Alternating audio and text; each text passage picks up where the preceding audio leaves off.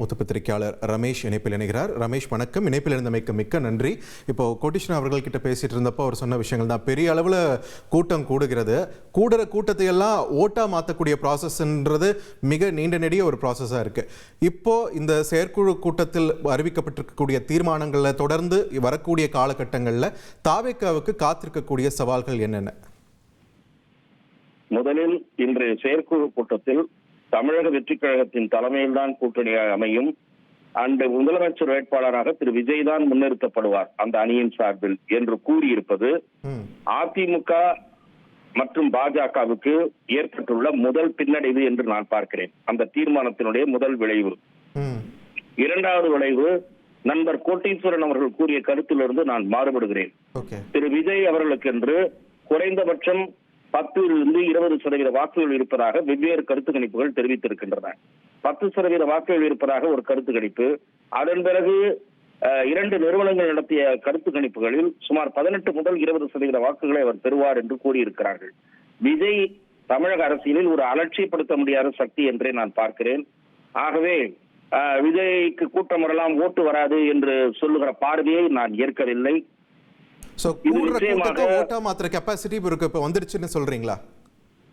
Capacity வந்துவிட்டதா இல்ல, அவருக்கு என்று ஒரு வாக்கு வங்கி சதவிகிதம் உருவாகி இருக்கிறது என்றுதான் நான் பார்க்கிறேன். தமிழகத்தில் மாற்றத்தை விரும்புகிற வாக்காளர்கள் கணிசமாக இருக்கிறார்கள். அவர்கள் ஏதாவது ஒரு புதிய சக்தி வராதா என்று காத்திருப்பதை அவ்வாறு உருவாகிற சக்திக்கு அளிக்கிற ஆதரவின் மூலம் வெளிப்படுத்துகிறார்கள். கடைசியாக நமக்கு தெரிந்த உதாரணம் கேப்டன் விஜயகாந்த். அவருக்கு 10% அளவில் வாக்குகள் கிடைத்தது. அவரை ஒரு மாற்றத்துக்கான சக்தியாக மக்கள் பார்த்தார்கள். ஆகவே குறைந்தபட்சம் 10%க்கு கீழே திரு விஜய் அவர்களுக்கு போவதற்கு வாய்ப்பே இல்லை. அதை தவிர அந்த வாக்கு எண்ணிக்கை என்பது மேலும் உயர்வதற்கு தான் வழி இருக்கிறது என்று நான் பார்க்கிறேன். இம்மாதிரியான பலமுறை போட்டி திமுகவுக்கு ஒரு அளவுக்கு உதவக்கூடும். ஆனால் சில தொகுதிகளில் திமுக தோற்பதற்கும் சில தொகுதிகளில் AIADMK தோற்பதற்கும் Vijay வழிவகுப்பார். He will be a spoiling force for both the Dravidian major parties. ஆகவே விஜயை குறைத்து மதிப்பிட முடியாது. ஒருவேளை அவருக்கு 18-20% வாக்குகள் இருந்தால் சில தொகுதிகளில் அந்த வேட்பாளர் செல்வாக்கு அல்லது வேறு அம்சங்கள், இன்னும் தேர்தலுக்கு நிறைய அவகாசம் இருக்கிறது. ஆகவே விஜய் வெற்றி பெறுவதற்கும், அதாவது பல தொகுதிகளில் வெற்றி பெறுவதற்கும், பல தொகுதிகளிலோ அல்லது சில தொகுதிகளிலோ வெற்றி பெறுவதற்கும் வாய்ப்பு இருக்கிறது. எந்தெந்த கூட்டணி உருவாகிறது என்பதை பொறுத்து அந்த வாய்ப்பு என்பதை நாம் முடிவு செய்ய முடியும். ஆனால் விஜய் கூட்டத்தை தான் கூட்டுவார், ஓட்டே வாங்க மாட்டார் என்கிற பார்வையை நான் நிராகரிக்கிறேன். ஓகே, பட் ஆனா இந்த மாதிரியான ஒரு டாக்டிக் தேர்தல் நெருங்கும் காலகட்டத்தில் நெகோசியேஷனுக்கு கொஞ்சம் ஈஸியா இருக்கும் அப்படின்னு ஒரு பார்வை இருக்கு இல்லையா? நிச்சயமாக. இப்போது திராவிட முன்னேற்ற கழக கூட்டணி கட்சிகள் சில அதிக தொகுதிகளை எதிர்பார்க்கின்றன. அவர்கள் விஜய் பக்கம் போகலாமா என்ற சபலம் கூட விஜய் சுற்றுப்பயணத்திற்கு பிறகு கூட்டத்தை பார்த்து ஏற்படக்கூடும். ஏனென்றால் விஜய் ஆட்சியிலும் பங்கு தருகிறேன் என்கிறார். அவரிடம் கூட்டணி சேர்ந்தால் 10 தொகுதி திமுகவில் கிடைக்கும் என்றால் அவரிடம் 20 தொகுதி கிடைக்கும்.